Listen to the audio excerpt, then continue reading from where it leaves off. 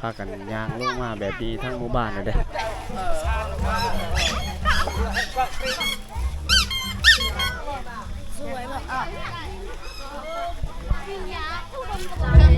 Thật biết chưa mày? Ồ.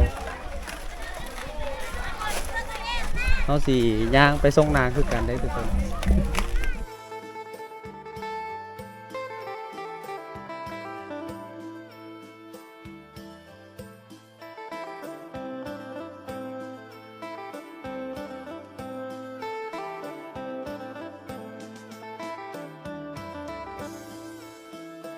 อาทิตย์นี้ทั้ง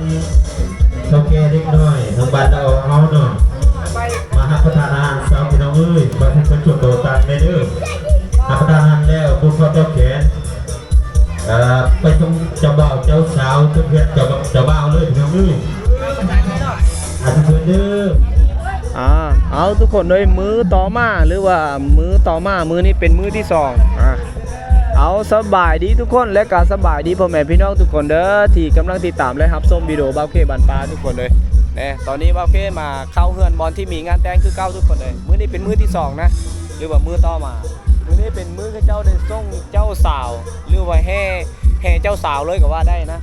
เป็นมื้อที่สองส่งเจ้าบ่าวเจ้าสาวไปอยู่เฮือนเจ้าบ่าวทุกคนเลยแต่ตอนนี้เขาเจ้ากำลังกินข้าวกินน้ำไม่ยังเลยหลังจากกินข้าวแล้วเขาเจ้าสิไปผูกแขนนะ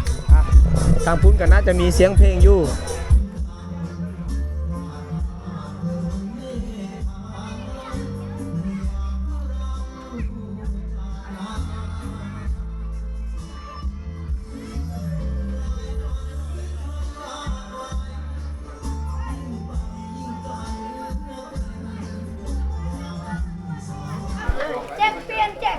เขาเจ้ากับซนละวนกันกินข้าวกินยังในยามตอนเช้าแบบนี้เลยได้ทุกคนเลย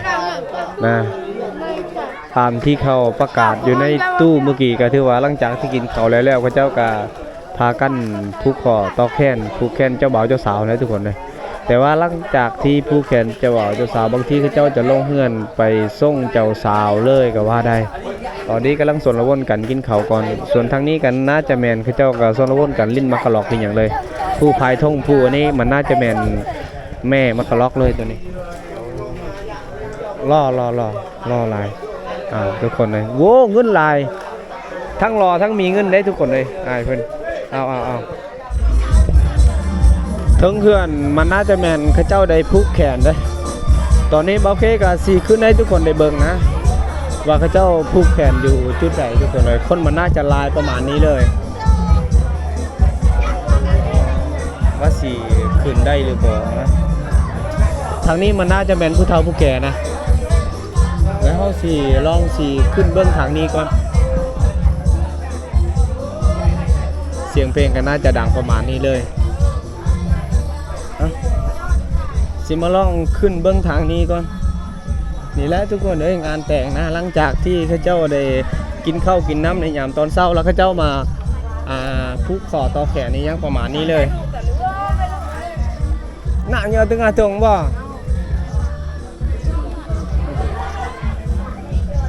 sát viền như sát chưa viền nhua sát chưa cái chồngนี้น่าจะพูดตอนนี้บ้าเพก็น่าจะขึ้นเทิงเหินเลยทุกคนเลยนี่แหละคนกะประมาณนี้แหละพระเจ้าจะน่าจะผูกแขนแบบนั้นเลยผูกแขนทั้งพ่อหลวงพ่อหลามและเจ้าบ่าวเจ้าสาวก็น่าจะนั่งอยู่จุดคันมะบิ้งจุดนั้นเลยนี่เลยแบบนี้เลยเขาเจ้าจัดงานพิธีการผูกแขนหรือว่างานแต่งงานอยู่เขตนี้ทุกคนเลยตอนนี้บ้าเพกับสีผูกแขนอะไรเจอในสไลด์ตัวดอกน่าจะตกไปเลยบอได้เอาฝ่ายผูกแขนนี่ยังบ้าเพสีมาผูกแขนแบบนี้เลยไปให้ลาโจซาริเวียน้องตัวมันบอลให้ละเดียได้ต่อเลยจะให้แบบนี้เลยได้ทุกคนนะซาริเวียเจอไหมซาริเวียเจอไหมได้ถามน้องสาวเพิ่นมาผูกแขนเลยบอกตอนนี้บ้าเพก็น่าจะผูกแขนเลยแล้วทุกคนกำลังสีย่างลงจากเพื่อนเลยตอนนี้นะเพื่อนกับเจ้ายังสีผูกแขนอยู่มันน่าจะหลายนาทีมันเกือบสีฮอดเป็น4-5 ชั่วโมงในกับการผูกแขนกับเพื่อสีแล้วกับ พอแห้งนะเพราะว่าเขาเจ้าก็มีหลายคนด้วยว่าคนทางหมู่บ้านเลยได้เขาเจ้าได้ภูเก็ตน่าจะหลายๆคนแบบนี้เลยผ่านไปเป็น6 นาทีหรือว่า3 นาที เจ้าบ่าวเจ้าสาวเนาะสิจัดรอบทั้งเจ้าบ่าวเจ้าสาว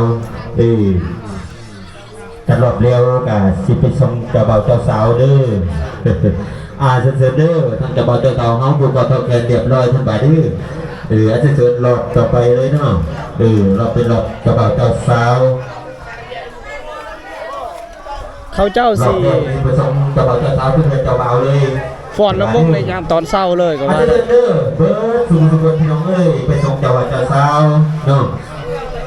รอบลำวงก่อนเนาะ ลำบงกันก่อนเด้อ อันนี้คือพัดลม เชิญทางเจ้าบ่าวเจ้าสาว เจ้าใส่พัดลม จัดรอบลำบงเนาะลำบงกันก่อนจังไปส่งจังเจ้าบ่าวเจ้าสาวดื้อจะได้ดูว่าต้องแข่งเรียกแบบว่าง านอยู่จุดนี้แหละทุกคนเลยนะโอ้ข้าเจ้าน่าจะท่าเจ้าบ่าวเจ้าสาวลงมาแต่เหือนกันแหละ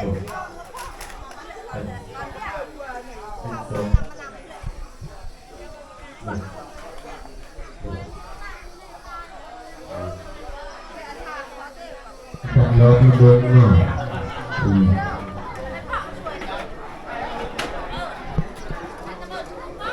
มีแต่ถ้าเจ้าบ่าวเจ้าสาวลงมาฮันแหล้วที่ข้าเจ้าจีจัดรอบใดนะจัดรอบย้ำตอนเช้าเลยงานนี้นะทุกคนเลยบ่าวเฟ่จะให้ทุกคนได้เบิ่งผ่านไปอีก1 นาทีทุกคนเลยในที่สุดเจ้าบ่าวเจ้าสาวก็น่าจะลงมานะบางทีข้าเจ้าจะจัดรอบลำวงในยามตอนเช้าก่อนเลยและก็เครื่องของเจ้าสาวข้าเจ้าจะลงแบบนี้เลย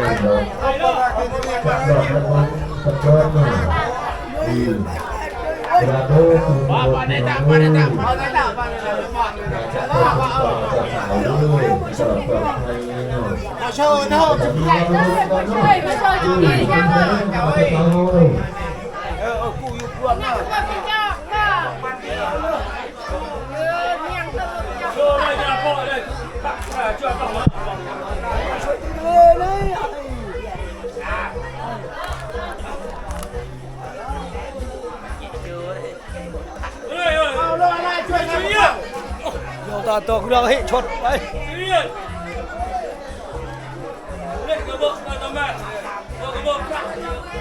เอาละก็เปิดเสียงวูเอาละมันโดนกันก่อนดูเอาละตั้งแต่มา อันนี้คือโมเจ้าสาวเขาเจ้าสีจัดรอบ แล้วก็เจ้าสาวเลยเนาะเอาสองคนดู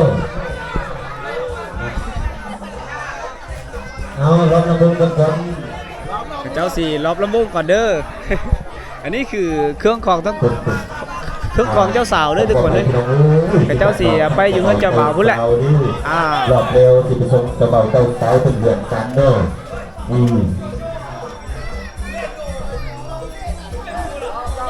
เจ้าสีจัดรอบอีกอย่างเลยทุกคนเลยเอาทางเข้าแก่หรือว่าและกับโมคูเจ้าสาวกับผ้ากันย่าง พระรามเฮาเด้อออกเป็นคนไก่เบิดได้เด้อถ้าเข้าแก่หรือว่าพระรามเฮาเนาะเอาเราเบิ่งกันก่อนเด้อรอบระบงแล้วไปส่งเจ้าบ่าวเจ้าสาวเลยเนาะจะได้สวดเลยบ่เหงาไปเลยบ่เหงาเลยเนาะ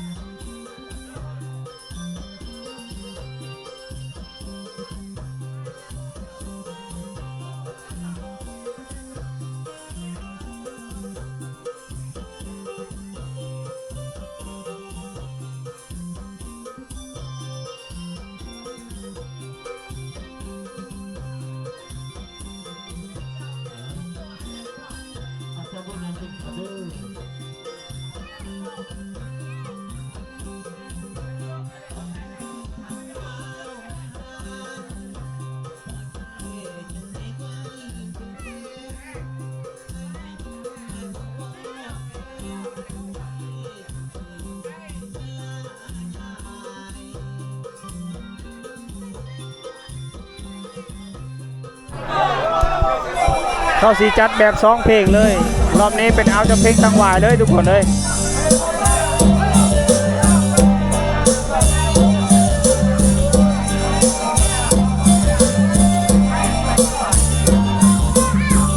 อาสมานที่สอนก่อนดูพลังเลย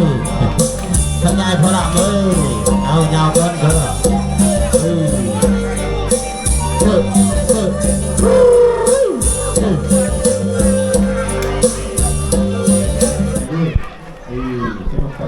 หลังจากที่กระเจ้าฟอนลำวงสามัคคีในยามตอนเช้าตอนนี้กระเจ้าก็ทั้งสี่ย่างออกจากจุดนั้นเลย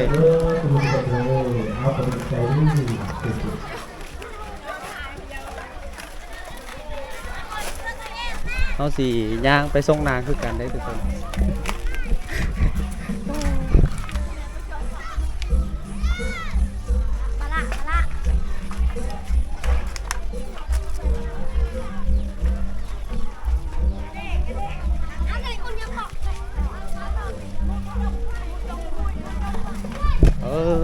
อยากออกจากจุดนั้นต้องได้เข้านี่ก่อนได้พระเจ้าจะบ่งบอกผีอยู่นี่ก่อนทุกคนเลยน่าจะเข้าเหือนหลังนี้ก่อนนะนี่คนน่าจะเต็มส่วนเครื่องคองก็น่าจะเป็นเครื่องคองจะเอาไปทางเฮือนเจ้านักบ่ต้องบ่บ่นักเลย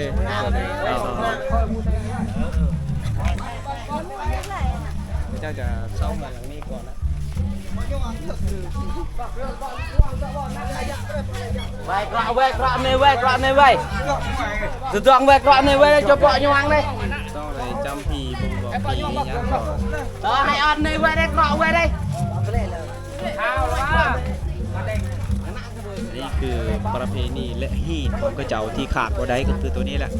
นะมาหวังเพื่อนหลังนี้ถ้าว่าหมู่บ้านไอ้น้องเข้านี่เอาลูกเอาผัวยังก็ต้องเลยเข้าเพื่อนหลังนี้ก่อนเลยก็ว่าได้นะมันเป็นผีที่กระเจ้านับถือตั้งแต่ปู่ย่าตายายมันน่าจะเป็นกระเจ้าจะไหวอยู่เพื่อนหลังนี้นะเฮ้ย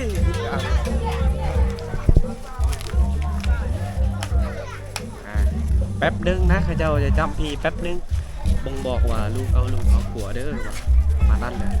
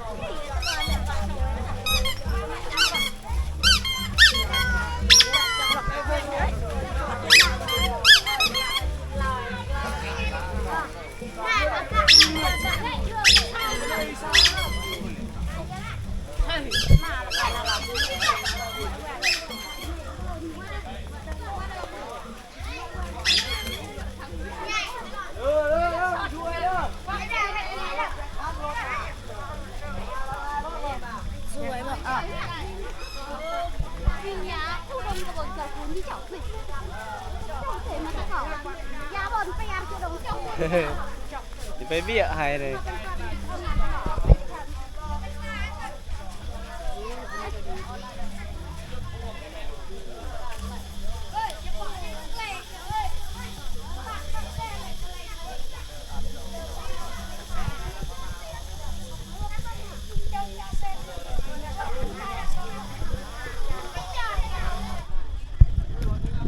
เจ้าก็มาฮอนนี่ก็จะสี่ย่างลงเซ่สี่ข้ามเซ่ข้ามยังเอาเจ้าบ่าวเจ้าสาวไปประเภทสี่ลงเซ่ให้ทุกคนได้เบิ่งนะน้ำกับมันจะคุ้นๆแน่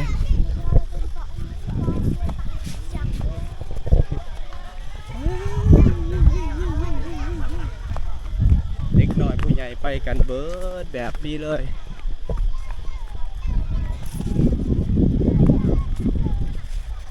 น้ำมันจะคุ้นๆเลยน้อยนึงก็คุ้นหลาย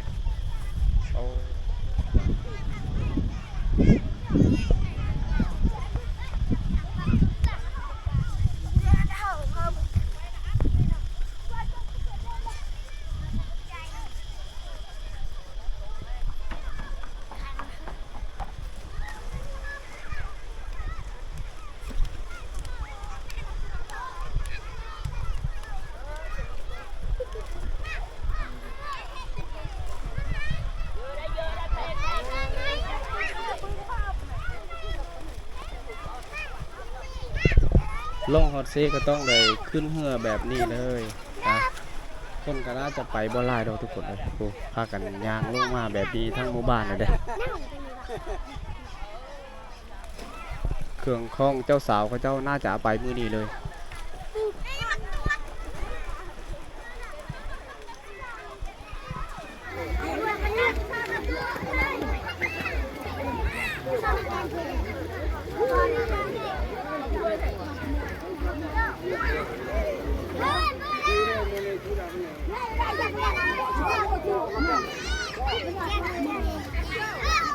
Nam em chưa là những bạn tâm chưa này em còn chưa là em còn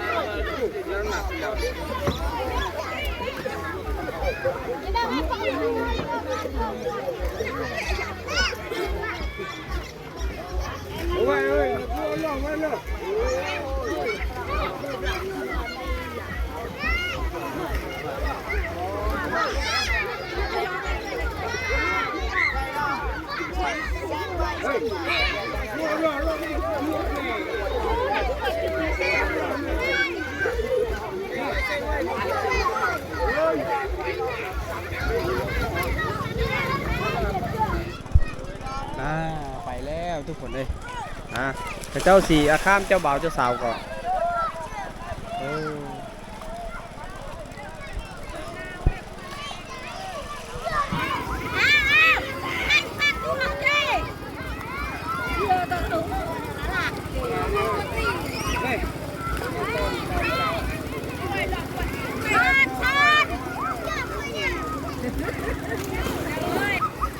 ไม่เลยไม่ใช่หม้อของเราเจ้านั่นก็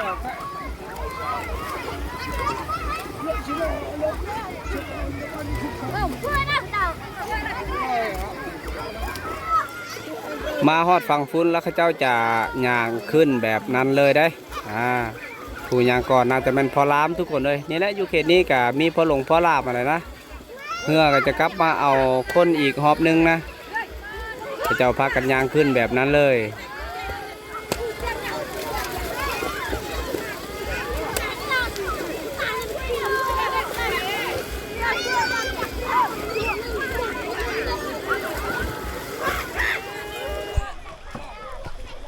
กลับมาเป็นหอบที่สองมาฮับเท่ามาฮับแก่เลยมาฮับผู้ใหญ่ผู้เท่าผู้แก่เขาเจ้าก็สีไปส่งทุกกันน่าจะขึ้นเหือแบบนี้เลยส่วนเด็กน้อยนะเขาเจ้าก็ไปบ่หลายเพราะว่าหมู่บ้านก็น่าจะห่างกันใกล้กันกับแถมอีกอย่างก็ห่างตัวเมืองนี่ได้ทุกคนเขาเจ้ากันนั่นน่าจะมันอยู่เมืองพีนเลยอันนี้มันหมู่บ้านเขาเจ้าเนี่ยน่าจะอยู่เมืองเซโปนะเขาเจ้าก็บ่ได้ไปนะแม่นหมดเลยคนที่ทรงนางกับข้าเจ้ากับกำลังสวนระวนกันไปตอนนี้นะส่วนเจ้าบ่าวเจ้าสาวก็น่าจะข้ามไปก่อนเลยถ้าว่าข้ามไปให้ทุกคนในเบื้องฝั่งพุ่นกันน่าจะแม่นข้าเจ้าจะขี่รถใหญ่แบบว่าสิเป็นรถลิเบโรนะประมาณนั้นแหละรถอันนั้นแหละข้าเจ้าได้ขี่แต่ว่าตอนนี้บ่าวเคกับบ่ได้ข้ามไปฝั่งพุ่นมีแต่ให้ทุกคนในเบื้องฝั่งนี้นะนี่ได้ทามีงานแต่งข้าเจ้าสี่ขามเพื่อคนส่งขามฟังข้าเจ้าจะส่งคนลายข้าเจ้าขี่บ่ลายขี่ลายมันนักทุกคนเลยนะตอนนี้ก็น่าจะขึ้นฮอดจุดนี้แล้ว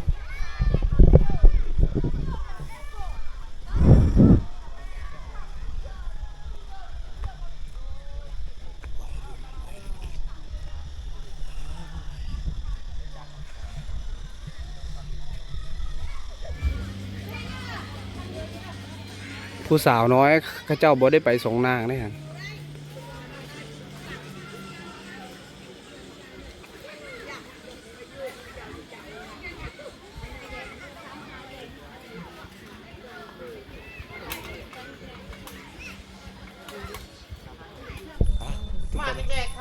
ห่อนนะนี่แหละงานแต่งทุกคนเลยงานแต่งในยามตอนเช้ากับอย่างที่ทุกคนได้เห็นนี่แหละนี่คือเจ้าเอิ้นว่างานทรงนางหรือว่างานแห่เจ้าสาวไปอยู่เฮือนเจ้าบ่าวเลยก็ว่าได้ทุกคนนะเจอแต่ตะเบอร์ไผ่น่ะมือมือขึ้นจะซกนี่ได้มือมือขึ้นจะซกบิดนี่แต่ 4 โมงไปเถอะก็เจ้าถามเรื่องเครื่องเรื่องหยังตอนนี้บ่าวเพก็สิย่างเมื่อหมู่บ้านบ่าวเพทุกคนนี่แหละถ้าว่ามากันบ้านใกล้ๆนี่ก็ต้องได้ย่างเอาแบบนี้แหละ มันน่าจะประมาณคืออะไรแหละ300 เมตรเลยนะ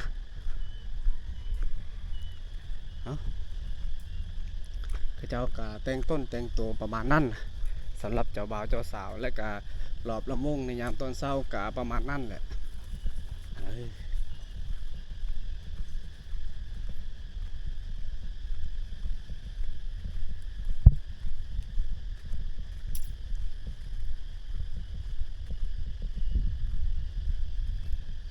โอ้เสียงจักรจันทร์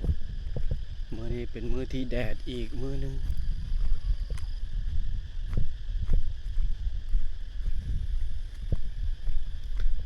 อยู่ในหมู่บ้านเขาเจ้านะมีเสียงเพลงบ่อนเฮือนที่มีงานนะมีงานแต่งก็เลยมีเสียงเพลงเลยเมื่อคืนนี้ก็ฝนตกนี่แหละประมาณนี้เลยฝนตก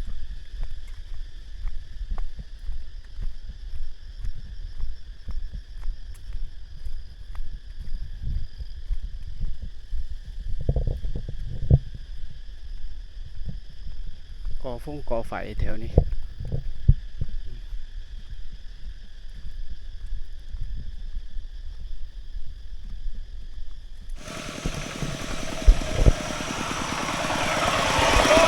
ไปเลยขอพระเจ้าระวังทางพระเจ้าไปเอาอีหยังบ่ฮู้เลย